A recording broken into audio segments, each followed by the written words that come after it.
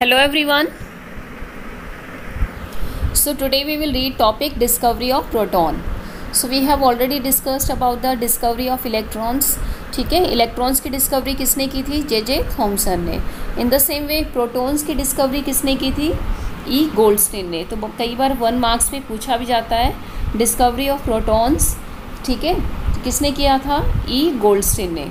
Actual में जो इसका एक्सपेरिमेंट किया गया था for the discovery of proton, ये उसी टाइम किया गया था जब किसके लिए किया गया था? कैथोड रेज की डिस्कवरी के लिए. ठीक है, इसीलिए वही अपरेटस यूज़ किया गया जो हमने किस में किया था? कैथोड रेज की डिस्कवरी में यूज़ किया था.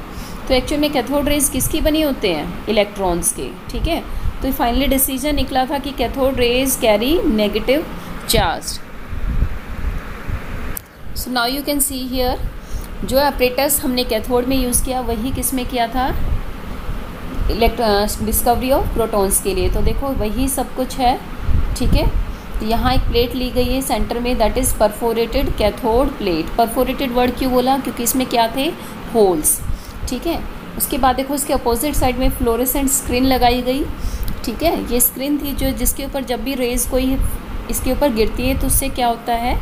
एक चमक प्रोड्यूस होती है. ठीक है, तो और अब आप देखो यहाँ पर इधर लेफ़्ट साइड में कौन सी रोड लगाई गई? पॉजिटिव. सेंटर में कौन सी रोड थी? कैथोड, जिसके ऊपर चार्ज कैसा था?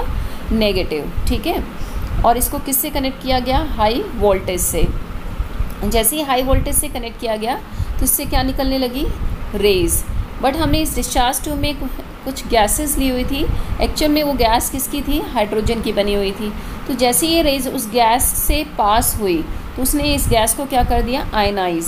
अब आयनाइज का मीनिंग क्या होता है कि उसने क्या करा? उस कैथोड रेज ने उस गैस से इलेक्ट्रॉन्स को कैप्चर कर लिया और पीछे कौन सा चार्ज छोड़ दिया? पॉजिटिव. ठीक है, तो वही पॉजिटिव रेज हैं जो ये इस तरह से मूव कर रही हैं. ठीक है, लेफ़्ट टू राइट. क्लियर?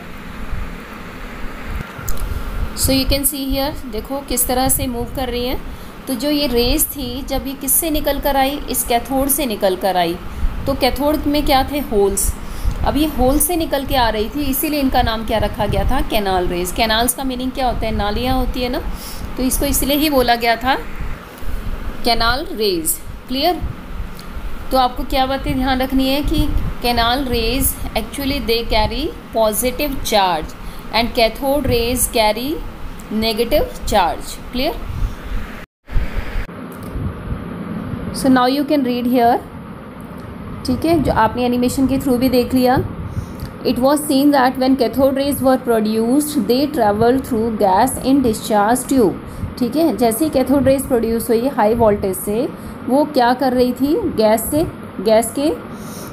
से पास हुई. ठीक है, उस गैस के अंदर से निकल के गई. तो उसने इस गैस को क्या कर दिया? आयनाइज. और उसमें से इलेक्ट्रॉन्स को तो कैप्चर कर लिया और पीछे कौन सा चार्ज छोड़ दिया? पॉजिटिव. उन्हीं पॉजिटिवली चार्ज पार्टिकल्स को क्या बोला गया? Canal rays. So you can read here this again. They took electrons off gas living behind positively charged. कौन सा चार्ज छोड़ दिया? Positively charged. उन्हीं को क्या बोला गया? Canal rays. और ये किस तरफ मूव कर रही थी? Started moving towards the cathode. ठीक है, क्योंकि कैथोड पर चार्ज कैसा था? Negative. Clear? So as these particles possess positive charge so they were named protons. इसीलिए इनका नाम क्या रखा गया? प्रोटॉन्स. एक्चुअल में आप क्या बोलोगे अब कि प्रोटॉन्स क्या है? It carry positive charge and electrons क्या है? That carry negative charge. Clear? So now you will have to read properties of protons. ठीक है, तो प्रोटॉन्स या आप बोल सकते हो कैनाल रेज की प्रॉपर्टीज़ वही होती हैं जो आपने किस में की थी? कैथोड रेज में. बट एक डिफरेंस है, cathode rays carry negative charge, आप बोलोगे canal raise carry positive charge. आपने बोला था कैथोड रेज स्ट्रेट लाइन में मूव करती है. In the same way protons और कैनाल रेज भी कैसे हैं? स्ट्रेट लाइन में मूव करती हैं. ठीक है, उसका भी इफेक्ट हुआ था मैग्नेटिक फील्ड में, तो इसका भी क्या होगा? इफेक्ट शो करेगा मैग्नेटिक फील्ड में. ठीक है, so you will have to learn the same properties as you have done in cathode rays. Clear? So read up to this. Thank you and have a nice day.